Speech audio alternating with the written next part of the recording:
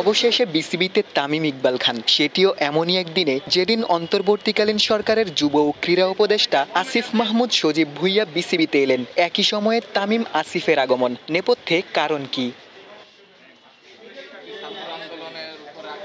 সদ্য সাবেক সরকারের যুব ও ক্রীড়ামন্ত্রী এবং বিসিবি বস নাজমুল হাসান পাপনের অধীনে তামিমের জাতীয় দলে ফেরা এক প্রকার অনিশ্চিতই ছিল। প্রধান কোচ চান্ডিকা হাতুরু সিংহের সাথে মতবিরোধ এবং বিসিবি বসের সাথে দূরত্ব, আর তাই পাপন থাকাকালীন জাতীয় দলে তামিমের ফেরার গল্প হলেও বাস্তবে তা রূপ নেয়নি। পাপনের জায়গায় আসিফ মাহমুদ, একই দিনে তামিমেরও বিসিবিতে ফেরা। তবে কি সুখবর পেতেই যাচ্ছেন তামিম ভক্তরা?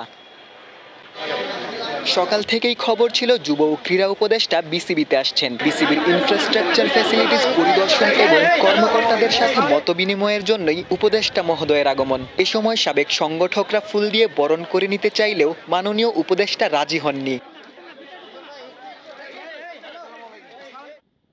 বিসিবির অবকাঠামোগত উন্নয়ন কিংবা তামিমের ফেরা, সবই দেশের ক্রিকেটের স্বার্থেই এই মুহূর্তে প্রতিটি ক্রিকেট ভক্তের দাবি। আসিফ মাহমুদের বিসিবি পরিদর্শন কিংবা ক্রিকেট বোর্ডে তামিমের আগমন ভক্তদের জন্য সত্যিকার অর্থেই আশার বাণী।